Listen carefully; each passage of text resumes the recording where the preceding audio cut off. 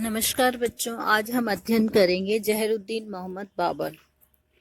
मुगल वंश के संस्थापक बाबर के द्वारा पानीपत के प्रथम युद्ध में दिल्ली सल्तनत के अंतिम अफगान शासक इब्राहिम लोदी को पराभूत करके एक नवीन वंश का शिलान्यास किया गया, जिसे मुगल वंश के नाम से संज्ञापित किया जाता है। बच्चों, इससे पूर्व के वीडियो में हमने पानीपत के युद्ध के क्या क्या कारण रहे उनको विस्तार से पढ़ा। अब हम इस वीडियो में ये जानने की कोशिश करेंगे कि पानीपत के युद्ध के क्या परिणाम निकले। पानीपत के प्रथम युद्ध में बाबर और इब्राहिम लोदी की सेनाओं के मध्य युद्ध हुआ और इस युद्ध का परिणाम बाबर के पक्ष में रहा। अफगानों की भीषण हानि हुई। लोदी वंश का अंतिम सुल्तान इब्राहिम लोदी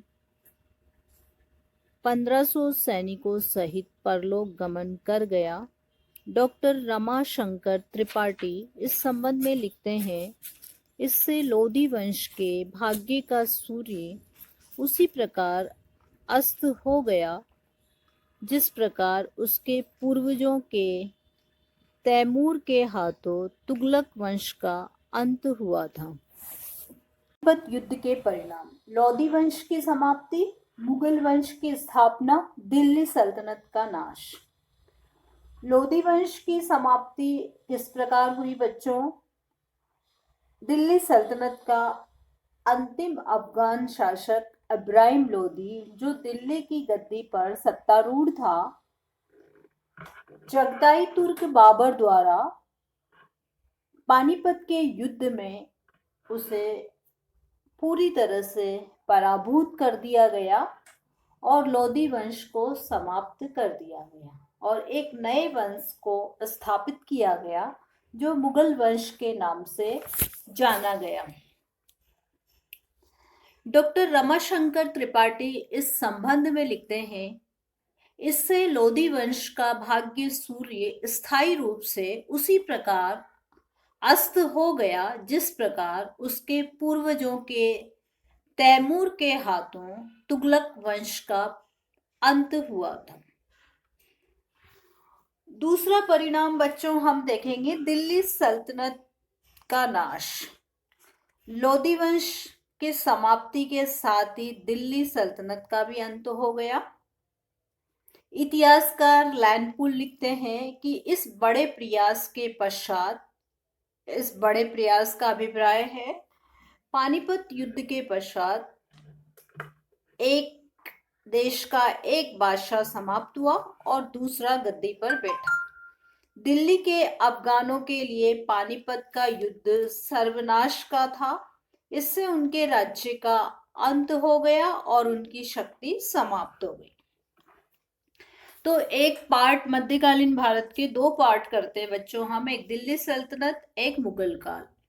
तो दिल्ली सल्तनत का पूरी तरह से समापन हो गया और एक जो मध्यकाल का दूसरा पार्ट आता है मुगल काल, वो प्रारंभ हो गया, जिसमें बाबर, हुमायूं, शेरशाह, अकबर, जहांगीर, शाहजहां, औरंगजेब के बारे में हम फिर आगे और विस्तार से इसका अध्ययन करेंगे। तो दिल्ली सल्तनत की समाप्ति किस युद्ध से मानी जाती है? पानीपत के युद्ध के पश्चात मानी जाती है। तो आपके वन वर्ड में प्रश्न आ सकता है, दिल्ली सल्तनत किस युद्ध के माध्यम से समाप्त हुआ? तो आपको लिखना है पानीपत का युद्ध। अब पानीपत युद्ध के परिणाम में बच्चों हम देखेंगे मुगल वंश की स्थापना। जैसा कि हमने पहले पढ़ा कि पानीपत का युद्ध हुआ किसके बीच? अफगानों के बीच और मुगलों के बीच। अफगान शासक था लोदी वंश का था और बाबर था मुगल काल का। तो मुगल वंश स्थापित होना स्वाभाविक था। डॉक्टर ईश्वरी प्रसाद ने इस संबंध में लिखा है, लोदी वंश की शक्ति छिन्न भिन्न हो गई। हिंदुस्तान का साम्राज्य चगताई तुर्कों के हाथों में चला गया, जो मुगल के नाम से प्रसिद्ध हुए। बाबर ने इस युद्ध में लोदी वंश की शक्ति का अंत करके मुगल वंश की स्थापना की। एक नवीन युग का सूत्रपात। पानीपत की विजय से भारत में एक नवीन युग प्रारंभ हुआ। लोधी राजवंश के स्थान पर मुगल राजवंश स्थापित हुआ। इस वंश ने योग्य प्रतिभाशाली सम्राट दिए, नई सांस्कृतिक देन, नए राजनैतिक सिद्धांत और एक विशाल साम्राज्य की स्थापना की। बाबर की शक्ति और प्रभाव में वृद्धि। पानीपत युद्ध के पश्चात, यद्यपि पानीपत का युद्ध बाबर के द्वारा जीता गया, लेकिन उसका अधिकार क्षेत्र कहाँ तक था? दिल्ली और आगरा पर अधिकार था। दिल्ली, आगरा, अन्य स्थानों से बाबर को अपार धनराशि प्राप्त हुई और एक कोहिनूर का हीरा भी उसे प्राप्त हुआ। बाबर के बुरे दिनों की समाप्ति। इस युद्ध से बाबर के बुरे दिन दुर्दिन समाप्त हो गए। भारत के राज्य पर उसका एक उचित अधिकार स्थापित हो गया। प्रोफेसर रशबुक्र विलियम, जिन्होंने बाबर के ऊपर पुस्तक लिखी है, इस युद्ध में विजय होने से बाबर के सिंहासन को सुरक्षित रखने के लिए चिंतित होने की आवश्यकता नहीं रही। उसे तो अब राज्य विस्तार के लिए प्रयास करने थे। तो बच्चों, हमने देखा कि पानीपत युद्ध के क्या क्या परिणाम निकले। लोधी वंश की समाप्ति हो गई। दिल्ली सल्तनत सदैव के लिए समाप्त हो गया। एक नए राजवंश की स्थापना हुई जो मुगल वंश के नाम से सत्यापित हुआ और इस मुगल वंश के द्वारा नई नई सांस्कृतिक देन, नई राजनीतिक सिद्धांत और विशाल साम्राज्य के आयाम स्थापित किए गए। बाबर की शक्ति और प्रभाव में दिन दूनी रात चौगनी प्रगति होने लगी। अब उसके बुरे दिनों की समाप्ति हो गई।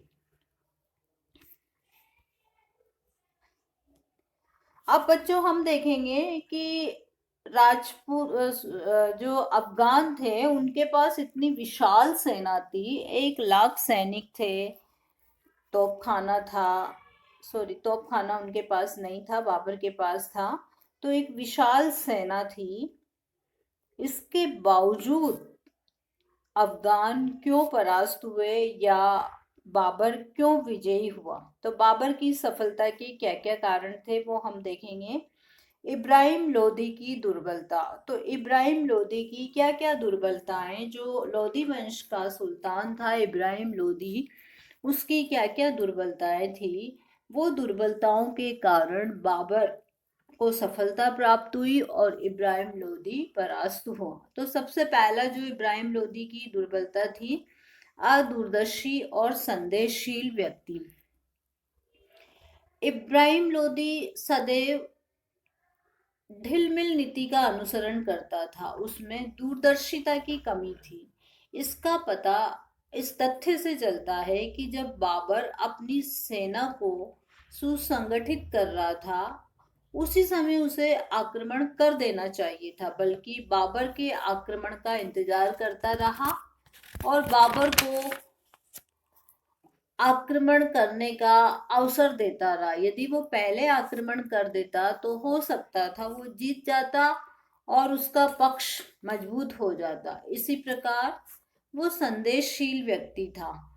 अफगान सरदार उसे आदर की दृष्टि से नहीं देखते थे और उसे गद्दी से हटाना चाहते थे। बाबरनामा में स्वयं बाबर ने लिखा, यद्यपि इब्राहिम लोदी में व्यक्तिगत वीरता का अभाव नहीं था, तथापि वो अनुभवहीन युवक अपनी गतिविधियों में लापरवाह था। कठोर दमनपूर्ण नीतियां। सुल्तान ने अमीरों की शक्ति का दमन करने के लिए कठोर नियम बना दिए। उसमें जोश तो पूरा था, लेकिन होश की कमी थी। वो उन्हें क्रूरता से और अशिष्टता से अमीरों पर लागू करवाता था, उनको अपमानित करता था। फलस्वरूप उसके अफगान जो अमीर थे वो उसके विद्रोही हो गए। और उदाहरण के लिए यही कारण रहा कि उसके जो निकट संबंधी थे, उन्होंने ही बाबर को भारत पर आक्रमण करने के लिए न्योता दिया था। महत्वपूर्ण अफगानों से शत्रुता। कठोर नीति का पालन करने से अनेक सरदार उससे नाराज हो गए और उसके विरुद्ध षड्यंत्र रचने लगे। इन सरदारों में प्रमुख थे पंजाब का सूबेदार दौलत खां और इब्राहिम लोदी का चाचा आलम खां। इन्होंने ही बाबर को भारत पर आक्रमण करने के लिए निमंत्रण भेजा था। अयोग्य सेनापति। स्वयं इब्राहिम लोदी अयोग्य और उसके सेनापति भी योग्य नहीं थे।